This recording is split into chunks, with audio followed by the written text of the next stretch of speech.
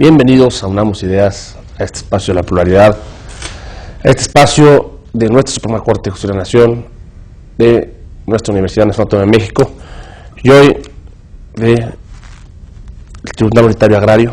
Tenemos un invitado de lujo, tenemos al magistrado Gilberto Suárez Herrera, que está en el Distrito 33, en Tlaxcala, y hoy vamos a hablar del tema del campo, este tema que en México, en muchos países se está olvidando, se está dejando, y el campo es mucho más importante que las ciudades. Del campo viene todo lo que comemos, del campo viene todo lo que recibimos, y un país sin campo es un país muerto, un país que no es autosuficiente. México en la época del presidente López Mateos, que el presidente actual tanto lo menciona, dicen que logró ser autosuficiente, y es algo que hay que propiciar, ¿no? Y que hay que lograr, porque las gentes del campo son las gentes que hacen las revoluciones, son las gentes que sufren, son las gentes que más trabajan, las personas que más trabajan. Ellos no tienen Twitter, ellos no están de moda, no están en redes sociales, porque ahora todo el mundo piensa que si no estás en red social, pues estás fuera, ¿no? de esto, y de toda esta gente del campo, pues muchas de ellas no tienen teléfono celular, muchas de ellas no saben lo que es un Twitter, pero son los que nos dan de comer. Y México tiene una historia muy compleja en materia agraria, muy paradigmática en algunos aspectos, en otros pues no hemos salido tan bien, pero bueno, todavía en teoría más de la mitad del país es campo, ¿no? Así es. Y antes de entrar de fondo al título del programa, que son los artículos 84 y 85 de la ley agraria, que son los que nos vienes a explicar, platícanos un poquito de cómo ves al campo, cómo está el campo en México. Bien, como atinadamente mencionas, en nuestro país el campo es fundamental, básicamente por sus raíces históricas, desde la época precolombina hasta la misma colonia. Después la independencia, el siglo XIX tuvo movimientos muy importantes para tratar de que los naturales de las tierras tuvieran acceso a ella. Sin embargo, hubo muchos movimientos sociales, las leyes de reforma que trataban de reincorporar el patrimonio hacia los naturales, quienes eran los dueños originales de estas tierras, pero hubo mucho acaparamiento finalmente, a pesar de todas las disposiciones y leyes que se promulgaron para evitar esto, y fue así como a principios del siglo XX vino el estallido social, fundamentalmente agrario, que motivó pues la revolución, y con posterioridad a ella vino la Constitución de 1917, donde ya se trató de poner fin a esto y fundamentalmente restituyéndole la tierra a los campesinos, a los hombres del campo, y estableciendo lo que se conoció como el reparto agrario, que finalmente ya concluyó con las reformas al 27 constitucional del año 1992.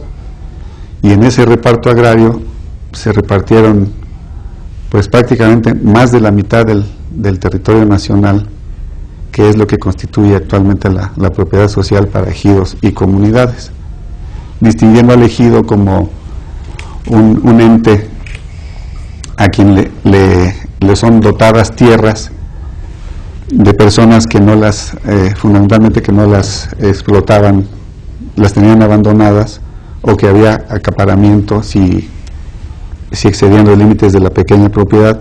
Entonces los excedentes o las tierras que no eran trabajadas se afectaban y se le dotaban a los ejidos.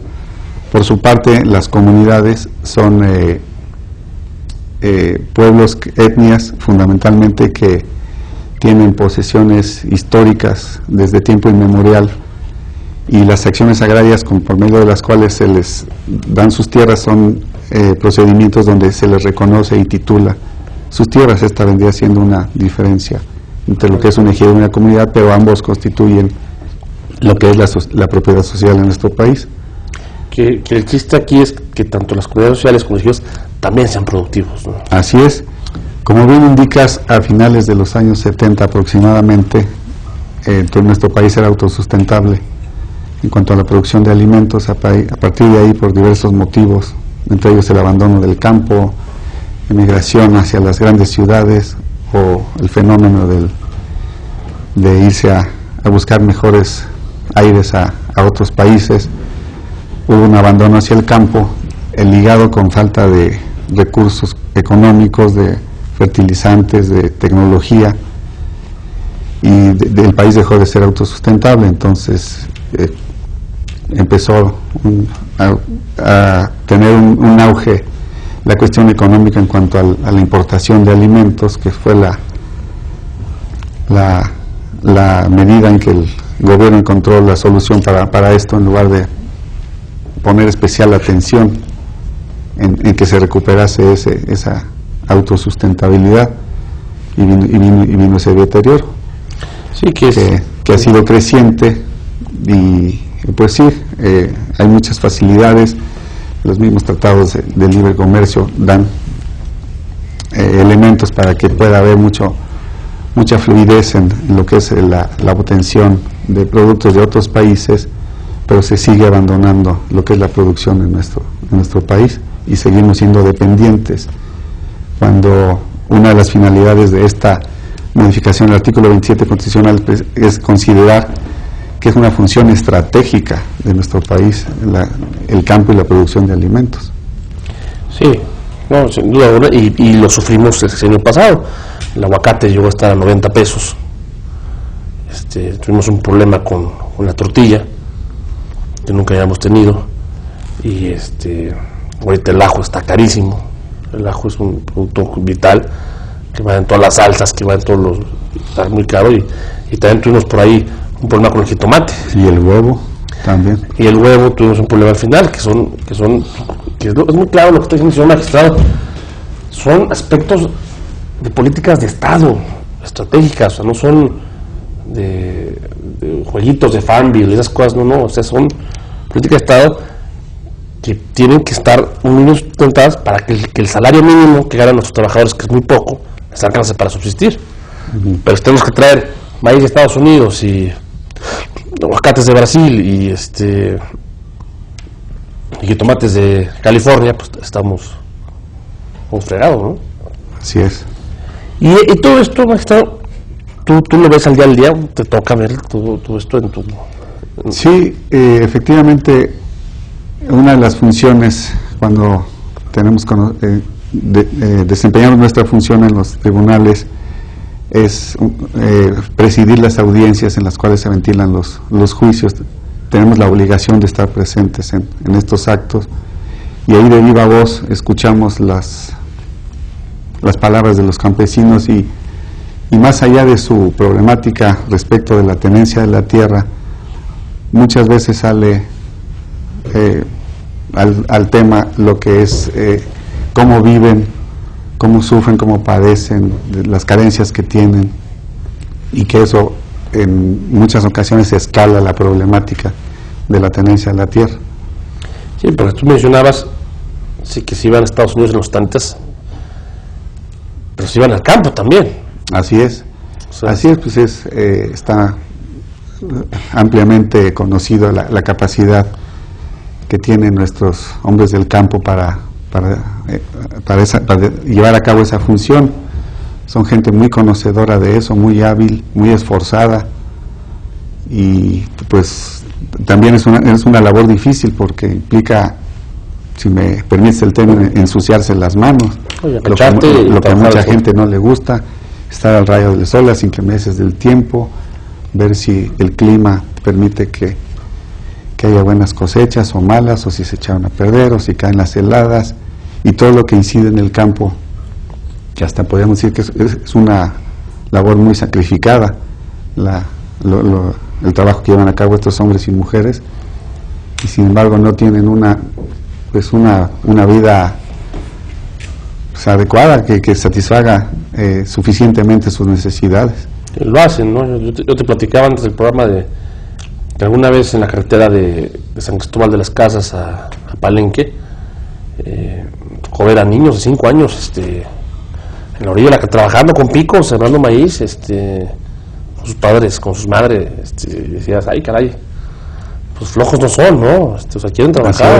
Así es. Porque también ese estigma, también setentero, ¿no? Que decían que nuestros campesinos eran flojos, y pues digo, habrá alguno, pero una mentira. Son gente muy trabajadora, son gente que hace lo imposible para subsistir. Coincido contigo, efectivamente existe, podríamos llamar un desdén, sí, hacia lo que es el campo y su gente. No se les considera como lo que son y lo que hacen, y no se les dan los apoyos suficientes para que lleven a cabo su función estratégica, insisto, para la producción de alimentos y por supuesto para que produzcan cuando menos lo que ellos se comen. Tú dónde estás, platícanos un poco, porque también es un desconocimiento de muchos de nuestras, piensan que todo es igual al DF o que todo es igual a Tabasco. ¿Cómo es Tlaxcala, tú que estás allá? Pues bueno, es un estado pequeño, históricamente, sobre todo en la época de la colonia, tuvo sus cuestiones ahí agrarias importantes, porque sí, es un estado que siempre ha pretendido ser absorbido por Puebla, fundamentalmente por el estado de Puebla, que es quien lo envuelve geográficamente, pero se ha logrado mantener por la fortaleza de su gente. Pero por lo mismo que es un estado muy pequeño, actualmente los asuntos agrarios son muy peleados, sobre todo a nivel familiar, porque no hay mucha tierra de la que disponer para trabajarla. Y afortunadamente tiene tierras muy buenas en cuanto a su capacidad de producción. ¿Tienen agua? Tienen buen clima, tienen agua, efectivamente. Y entonces, pues es un estado, para su tamaño, es próspero para las funciones del campo y la ganadería también. El problema que llegan a tener, me quiero imaginar, es en invierno, las heladas, cuando mucho. Sí, comentábamos hace un momento que, bueno, de los cuestiones que padecen los hombres del campo, pues el clima a veces no favorece, y sí, en invierno y por ejemplo el año pasado hubo una helada muy fuerte en los meses de marzo, abril, que mucha gente salió afectada y perdió sus cosechas. Y pues una persona que pone todo su empeño, su capital, pone su fertilizante, su mano de obra, y de repente el clima no favorece y se queda sin nada de un día para otro. Entonces tiene su parte dramática, que no sencillamente se puede responder a apoyarles como debiera ser. Si a eso le agregamos que muchas veces los créditos que van para el campo, cualquier institución de crédito lo primero que pide para otorgarles es una garantía. La tierra. En el campo, pues las garantías no son muy fáciles de otorgar. En la propiedad privada sí, pero en la propiedad social no. Entonces difícilmente llegan los créditos al campo, y pues eso dificulta su operación y su producción. ¿Ban Rural todavía existe? Existe todavía, y existen instituciones que están apoyando al campo para créditos, pero creo que está habiendo insuficiencia ahora en ese campo, pero creo que se va, bueno, de los planes que tiene el gobierno es de volver a apoyar eso, porque sí es necesario que llegue el recursos económicos al campo suficientes para que puedan tener la tecnología que existe ahora, sobre todo en cuestiones de semillas mejoradas, fertilización, agua, y pues también que si llega a haber una desgracia en lo que se refiere a cuestiones climáticas y hay pérdidas de cosechas, pues también que no salgan muy afectados los que se dedican a ello. Hay un seguro que luego los estados no lo compran, sobre desastres naturales, que es un seguro que tienen que tener estados como Tlaxcala, como Tabasco. O sea, que si pasa un desastre de estos, bueno, entra una compañía y paga algo, ¿no? También, bueno, estas son las cosas que hay que ir planeando. Vamos a ir a nuestro primer corte y regresamos ya para entrar más en materia de los dos artículos que nos vas a explicar, que se oyen sencillos pero provocan que se quede el campo parado mucho tiempo, ¿no? Así es. Ahorita regresamos. Así es. De regreso a Unamos Ideas, a este espacio de la pluralidad. Estamos hablando del problema agrario en México. Estás comentando, señor magistrado, de donde tú trabajas, que es Tlaxcala, que es un estado, sí se le puede decir pobre comparado con otros lugares, pero rico en tierra, rico en agua. Y en su gente. Y en su gente, y en ganadería. Y vamos a platicar. Tú hiciste un análisis muy serio de dos artículos de la ley agraria que te traen unos problemas impresionantes. Porque lo peor que puede tener el campo es que esté parado. Así es. Platícanos estos artículos, ¿cuáles son? Bueno, concretamente se refiere a una propuesta que este servidor ha hecho en algunos foros, en algunas reuniones de magistrados, que consiste en derogar los artículos 84 y 85 de la ley agraria. Derogarlos, no reformarlos, no, derogarlos. Eliminarlos. Para establecer el contexto de este artículo, empezaría por narrar que a partir de las reformas del 1992 en el artículo 27 constitucional ya se establece expresamente que los ejidos y comunidades son propietarios de sus tierras, tanto de las que les han sido legalmente dotadas o reconocidas, como también las que han adquirido por los medios que permite la ley. En un segundo aspecto, pasaríamos a ver que las tierras ejidales y comunales son de tres tipos: las tierras para el asentamiento humano, las tierras para el uso común y las tierras parceladas. El siguiente aspecto es que tenemos que la ley agraria establece, para que exista la seguridad jurídica en la tenencia de la tierra, que la asamblea, ya como que lo constituyen todos los integrantes del ejido o la comunidad, están facultados para llevar a cabo una asamblea de delimitación, destino y asignación de tierra, mejor conocida como el procede, por medio del cual sus tierras se certifican. El propio poblado decide cómo la va a utilizar, qué superficie va a ser para el asentamiento humano, cuál superficie para el uso común y cuál superficie para el parcelamiento. Cuando se lleva a cabo esta asamblea, sus efectos son que en el área del asentamiento humano se asignan solares a los habitantes de estos poblados, quienes una vez que quedan legalmente delimitados y medidos y deslindados, se les expide un título de propiedad. A partir de ese momento, esos solares urbanos pasan al régimen de propiedad privada, dejan de ser ejidales.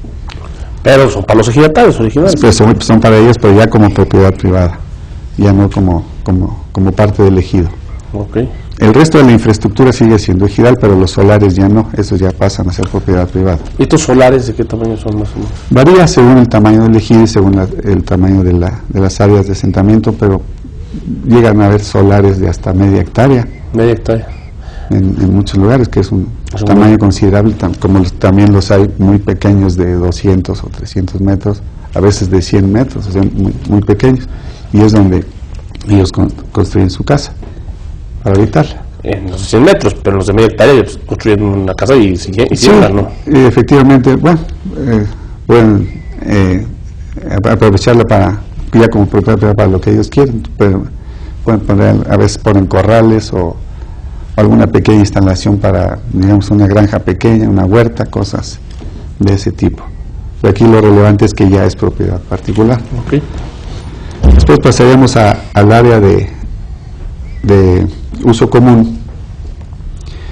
Respecto de estas áreas, una vez que se lleva a cabo esta asamblea, el total de la superficie que se asignó como área de uso común se divide entre todos los comuneros o ejidatarios, y a cada quien le corresponde un porcentaje de ese uso común, y para ese efecto se le expide un certificado de derecho sobre tierras de uso común, que es uno de los medios también por medio de los cuales ellos acreditan que son ejidatarios o comuneros. Y finalmente, las áreas parceladas, que son las tierras que se asignan de manera individual a cada uno de los ejidatarios o comuneros. También se delimita, se deslinda, se mide, se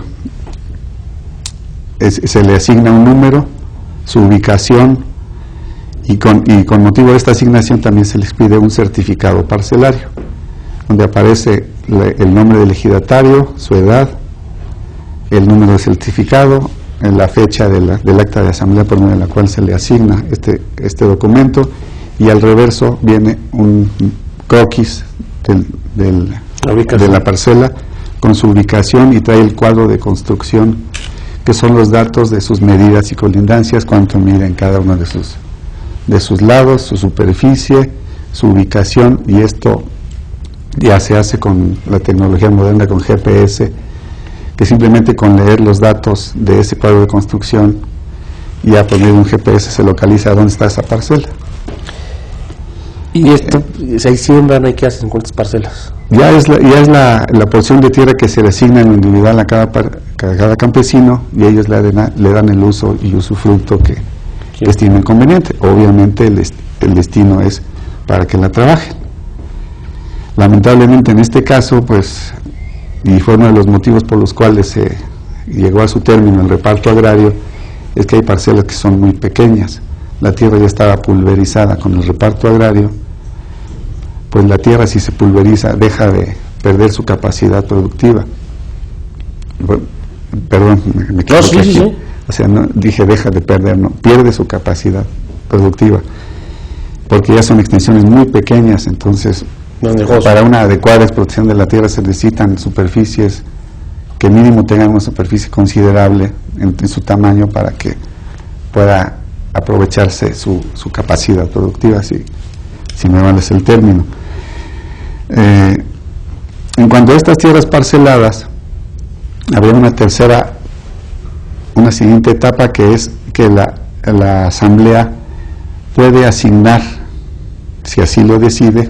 Recordemos que la asamblea, como persona moral, es el dueño de la tierra, puede asignar, conceder el uso común, el dominio pleno a los ejidatarios y comuneros. ¿Esto qué quiere decir?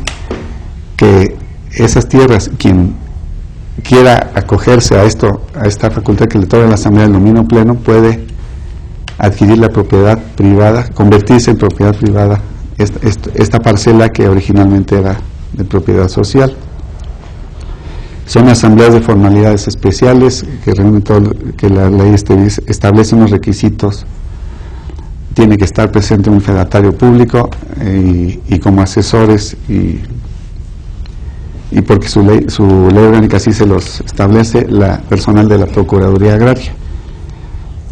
Una vez que los campesinos ya pueden obtener el dominio pleno, si ellos, a veces la autorización de la asamblea es abierta, pero ellos pueden optar por ejercerlo o no. Cuando lo ejercen, acuden al Registro Agrario Nacional, entregan su certificado y se les expide un título de propiedad. A partir del momento en que se expide ese título y se cancela el certificado parcelario, esa parcela pasa al régimen de propiedad particular, propiedad privada. Con todas las características de propiedad. Sí, y se puede enajenar, y se rige por el derecho común. Por derecho civil, se puede hipotecar, se puede... Así es. Y en este caso, estos planteamientos que he hecho de manera de introducción, vemos que la ley establece que cuando la parcela respecto de la cual ya se adquirió el dominio pleno va a ser enajenada, en su primera enajenación está regulada por lo que es el artículo 84, que en términos generales nos dice que para llevarse a cabo válidamente la primera enajenación de una parcela respecto de la cual se adquirió el dominio pleno, se tiene que propalar el derecho del tanto, y nos establece 5 grupos de personas o grupos de personas que tiene derecho a ejercer ese derecho del tanto, y nos establece un orden, porque debe ser en orden.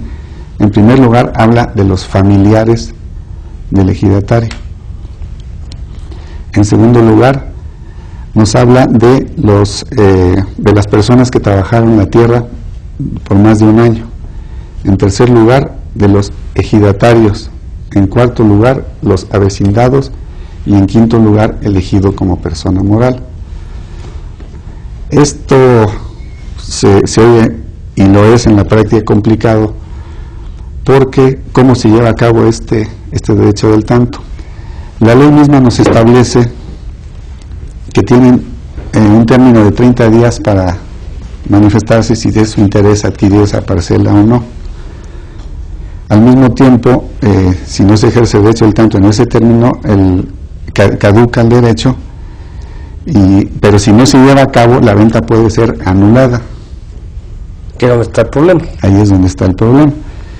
Entonces, cuando una persona quiere el dominio pleno de su parcela, ¿cómo le hace para que se agote el derecho al tanto y no sea motivo de un conflicto posterior? Entonces vemos que volviendo a quiénes son los que tienen el derecho de ejercerlo, el primer grupo vemos que son los familiares del enajenante. Así nos dice el artículo 84, pero no nos dice hasta qué grado. Sí. Entonces, ¿hasta qué familiares les voy a decir, oye, quiero vender mi parcela? El artículo 80, que es el que nos habla de la venta, la enajenación de derechos parcelarios, o sea, cuando un ejidatario le cede a otro su parcela, pero sigue siendo ejidal, ahí la ley nos habla de que tienen derecho también a ejercer el derecho del tanto la esposa, bueno, más bien el cónyuge.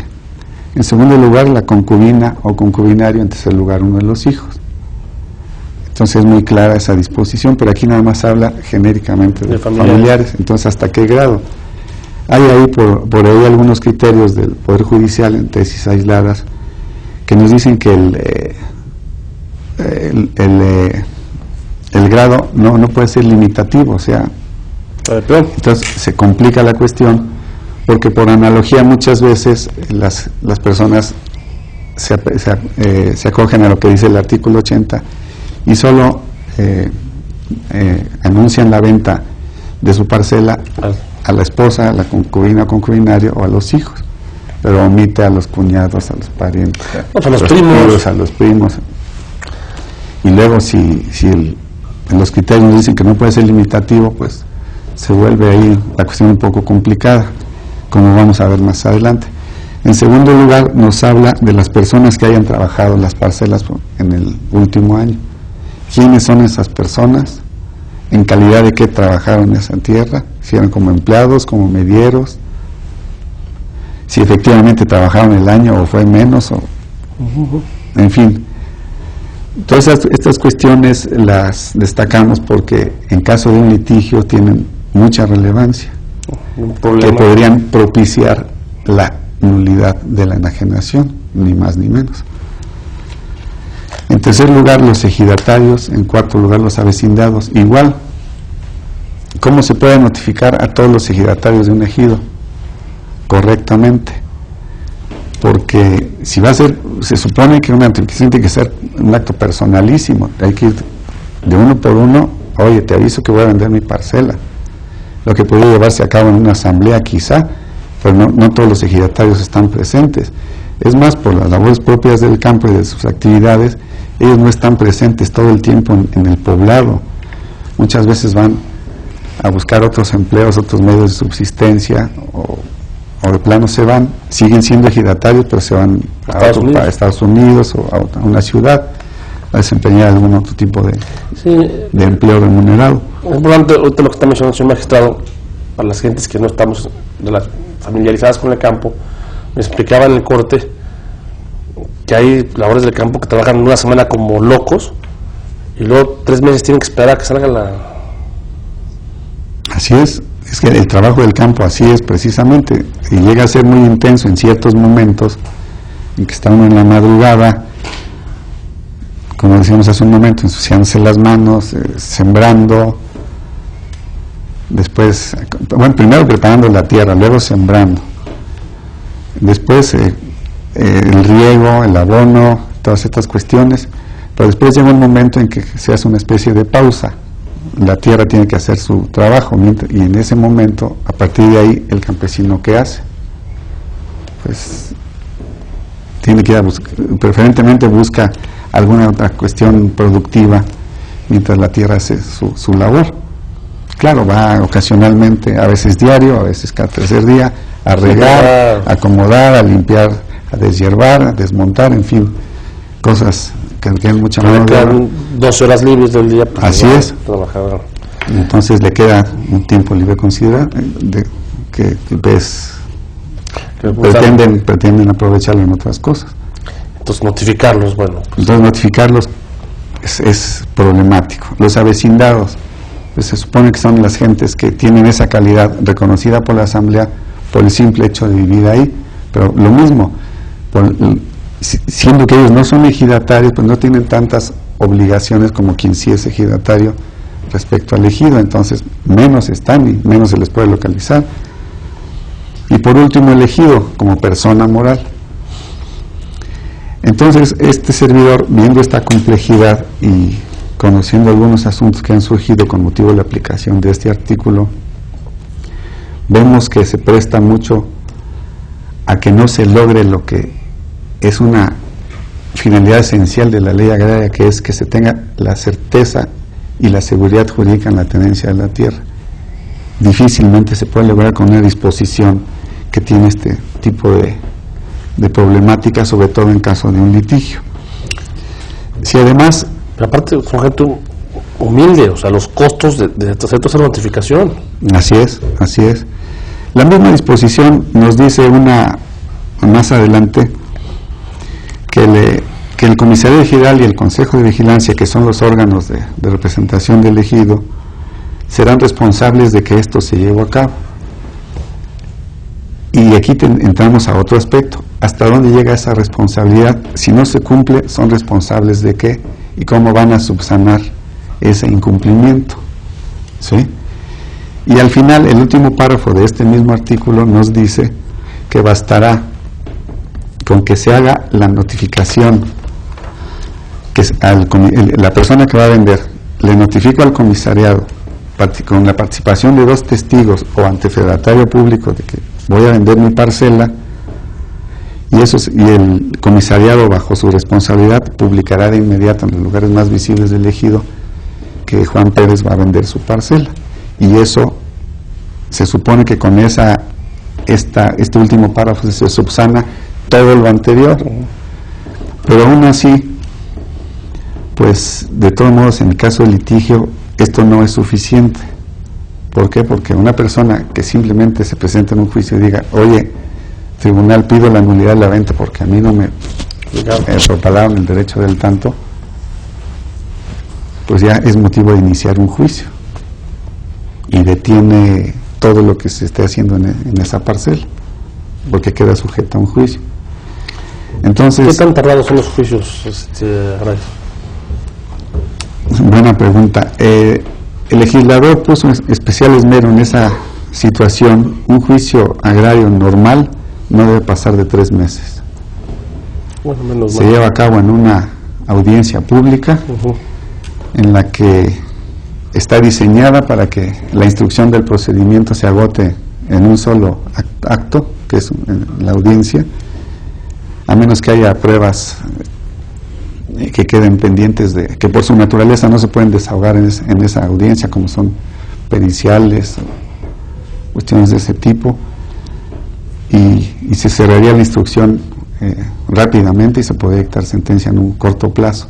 En la práctica no sucede así, porque los juicios han adquirido cierto grado de complejidad, la mayoría de ellos, que no lo permiten, pero aún así está diseñado para que en corto tiempo, a diferencia de otras materias, sea bastante expedita. Ahora, las resoluciones de ustedes, como todas las resoluciones, son atacables vía juicio de amparo, vía apelación. Así es, hay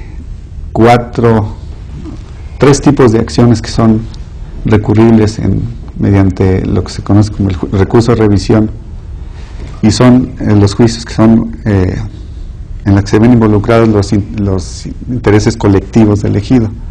como son las acciones de restitución, de conflicto por tierras o de nulidad de actos dictados por autoridades agrarias.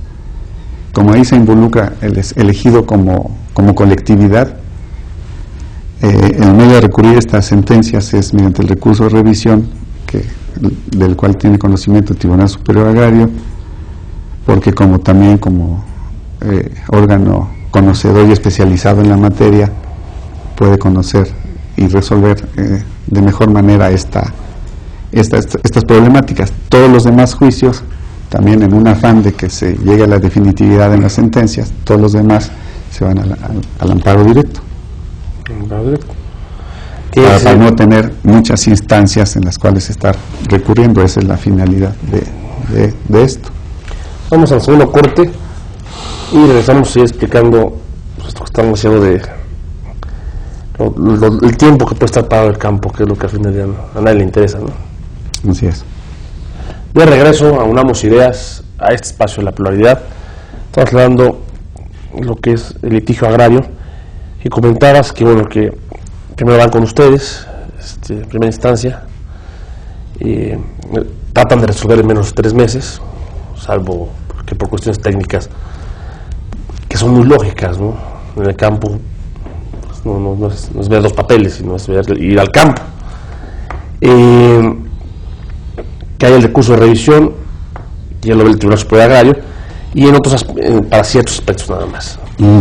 Y en otros el amparo directo existe la vía, que el amparo directo pues puede tardar un poquito más, ¿no?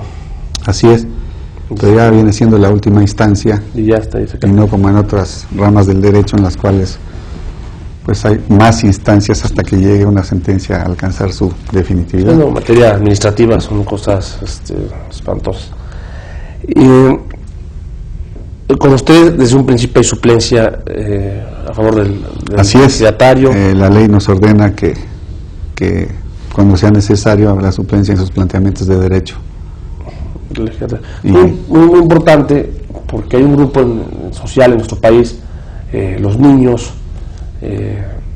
las gentes que por su origen étnico y su desconocimiento de las leyes, los campesinos, obviamente cualquier persona que tenga un problema de salud fuerte, hay una obligación por parte del juzgador de, si ve que la demanda que están presentando o la contestación que están presentando tiene defectos, ellos pueden suplir sin convertirse en parte, pueden suplir las deficiencias, ¿no? Una persona, un menor, pues imagínense, no una persona natural, como tú les llamas, pues cita mal un artículo de una ley, pues obviamente hay que suplir, ¿no? Y son personas que no tienen el recurso para ir con un abogado, ¿no? Así es. Los trabajadores, los obreros, pues la misma historia, ¿no? Es correcto. Efectivamente, en ambas ramas que acabas de citar, como es lo agrario, que es lo que estamos comentando, y el derecho laboral, ambas ramas son derecho social, pertenecen a lo que es el derecho social, ¿no? Derecho social, que tiene una connotación en cuanto a los sujetos que van dirigida a la impartición de justicia y tiene un tratamiento especial. Obviamente no es de un favoritismo en cuanto a que ellos obtengan una sentencia favorable, pero sí trata de subsanar las deficiencias que pudieran tener por cuestiones de cultura, de preparación, de lo que es el derecho social, y es precisamente una de las ramas que rigen la materia agraria, que está ligada, que es el principio de igualdad. Las partes, para contender, tienen que estar en igualdad de circunstancias. Entonces esto implica pues disminuir la capacidad que tiene el que está bien preparado y es conocedor de muchas cosas, y subsidiar la parte de quien está en desventaja, para que lleguen al procedimiento en igualdad. Imagínense a Walmart contra de una cajera o de un cerillo. Bueno, pues los abogados que puede tener Walmart, y ahora que está de moda que los cerillos sean adultos mayores, pues son gente de muy pocos recursos, ¿no? Así es. o un campesino que de milagro sabe leer y escribir, existe esto, ¿no? Y existe también la Procuraduría Agraria, que tengo entendido que hace un excelente trabajo, ¿no? Así es la quien yo llamo nuestra institución hermana, porque la Procuraduría Agraria, entre las muchas funciones relevantes que tiene, es la de asesorar gratuitamente a los campesinos. Cuando algún campesino llega sin abogado a algún juicio, nosotros tenemos el deber, y así lo marca la ley, de llamar a la Procuraduría Agraria para que lo asesore, se imponga de los autos y lo asesore adecuadamente. Y eso es de manera gratuita y con la ventaja de que son personas que son conocedores de la materia agraria. Entonces hacen muy buena labor para la defensa de sus intereses y sus derechos. Y no se les paga mal, no tienen por qué darles dinero, no tienen por qué... Así es, para el justiciable es gratuito. Gratuito, ¿no? Para el justiciable, volvemos al tema, que lo necesita. Así es. Regresando a la propuesta que estás haciendo, entonces, bueno, te mete en un problema fuertísimo este artículo, el 84.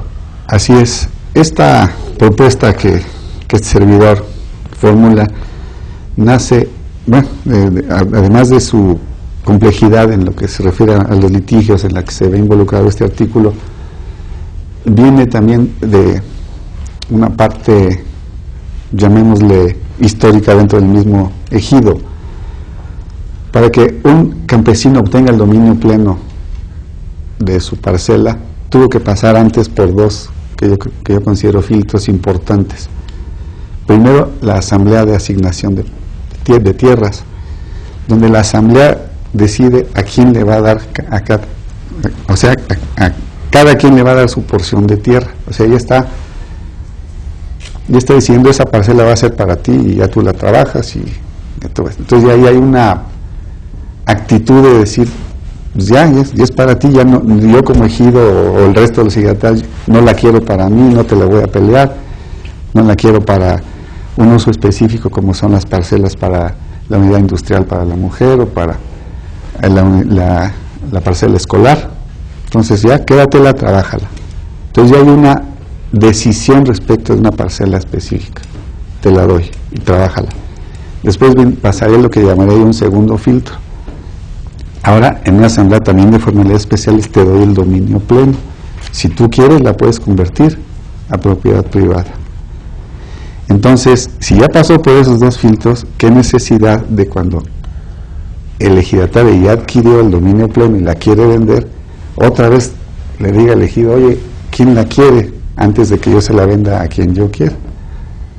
Como que ya se supone, por los dos pasos anteriores que acabo de narrar, que se supone que nadie la quiere, o porque en un momento determinado habría de quererla.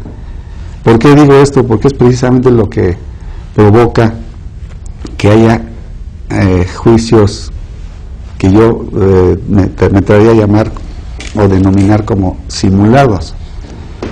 Si una persona adquiere dominio pleno y la vende, habiendo agotado el derecho al tanto y finalmente se acredita que sí participaron todos los que dice el artículo y se vende el terreno, se le da un uso distinto porque ya es propiedad particular, puede ser, pues, ¿qué te gusta? Una nave industrial. Una nave industrial, un fraccionamiento para vivienda, cualquier uso. Y como no tiene término para impugnar y reclamar el derecho al tanto, a los 15 años viene alguien, una vecindad, un ejidatario, oye, a mí no me notificaron, pide la nulidad. ¿Qué pasa ahí? Pues que esa porción de terreno no alcanza la seguridad jurídica en la tenencia de la tierra, no hay definitividad, y lo tenemos que regresar a una legislación agraria para analizar mediante un juicio si efectivamente esa persona que está reclamando ese derecho fue parte o no. Por un lado, los tribunales agrarios no podemos desechar ninguna demanda aunque sea notoriamente improcedente, ya es un criterio. Entonces tenemos que agotar el procedimiento y dar nuestra resolución, obviamente en una sentencia, pero hasta que acabe el procedimiento vamos a decir, tú no tienes derecho, si estabas enterado no te hagas, todo eso, y si no está conforme se va al amparo y otro tiempo, y mientras que pasa ahí. Entonces, en estos juicios, obviamente, pues se tiene que mandar llamar a todas las partes involucradas, a quien les causa perjuicio un juicio de esta naturaleza. Si es un fraccionador, se tiene que llamar a los 15 personas que compraron casa ahí, al fraccionador, al que vendió, pero también a todos los que están ahí, para que sean oídos y vencidos y se manifiesten. Y luego vemos en la práctica que resulta que todos son compradores de buena fe, que arriesgaron su capital, vendieron todo lo que tenían para hacerse de lograr conseguir una casa, que además es otra necesidad, también la vivienda, pero esta también debe ser regulada de manera ordenada. Esto está en el campo, esto está muy suelto, muy flojo y ocasiona muchos problemas. Entonces tiene que llamar y se convierte en unos juicios que son auténticamente una cena de negros, complicados. Si en el mismo juicio se llega a dictar sentencia, al rato sale otro por ahí, porque uno que vio que su casa tenía problemas se la vendió a un tercero, entonces llega el tercero, oye, yo no fui oído y vencido, amparo, y obviamente se le concede, y otra vez a reiniciar todo. ¿Y qué pasa? Los famosos amparos para efectos. Así es, y nunca se consigue nada. Entonces, en la opinión de este servidor, es inútil. Y además tiene otra cuestión de tipo jurídico que yo le veo que es de relevancia, que pudiera estar afectada de inconstitucionalidad. ¿Por qué? Porque si una ley en un artículo anterior a este, que es el 82, me dice que una vez que se obtenga el dominio pleno y se expida el título de propiedad y cancelado el certificado parcelario, ya pertenece al derecho común, ¿cómo es posible que después se tenga que aplicar una ley que se supone que ya no es la aplicable como es la agraria para agotar un procedimiento, un litigio? Pues ahí hay una contradicción seria en cuanto a estas disposiciones, que además de la confusión y de las cuestiones legales, la consecuencia de esto, la fundamental, es terrible. No hay definitividad y sí se ven muchas personas agraviadas en este tipo de cuestiones. Entonces yo lo veo completamente inútil, complicado, y no debería de existir. Los artículos, como ciertas personas que ojalá nunca hubieran existido, ¿no?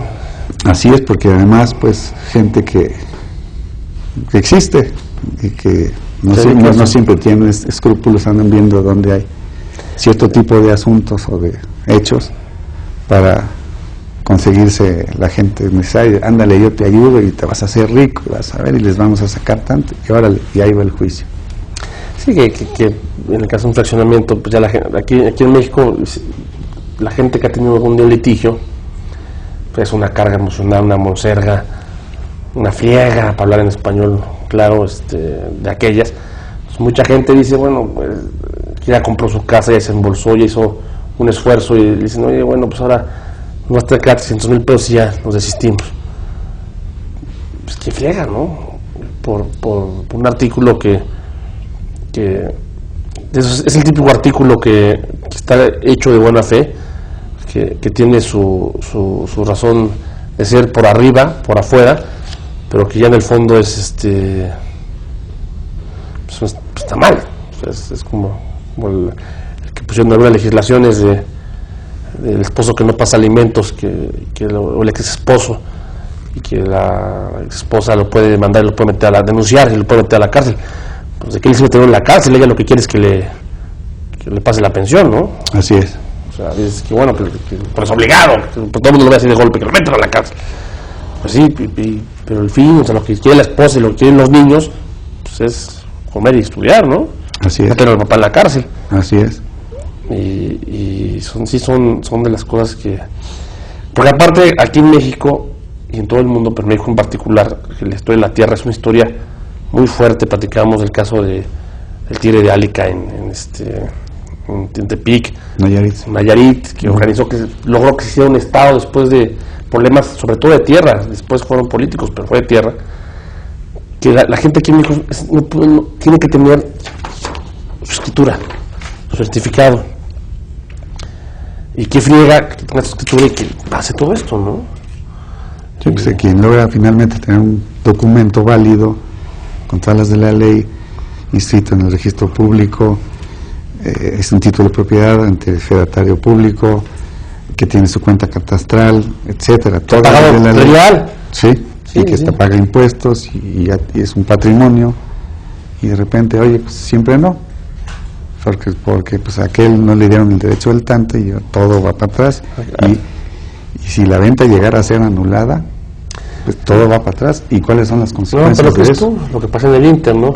Se le vende a otra persona, y lo más importante que es con lo que empezamos el programa, en el caso de que lo compre un agricultor, como hay en Sonora y sobre todo en Sinaloa, que creo que es el paradigma de nuestro campo, es lo mejor el ejemplo que tenemos de explotación seria del campo. Pues alguien que quiere invertir y quiera poner en su rancho de aguacates o de tomates o de papa, y que de repente le digan, pues está este litigio, pues ya les ganas de sembrar le va a dar, porque el primo del primo del primo del primo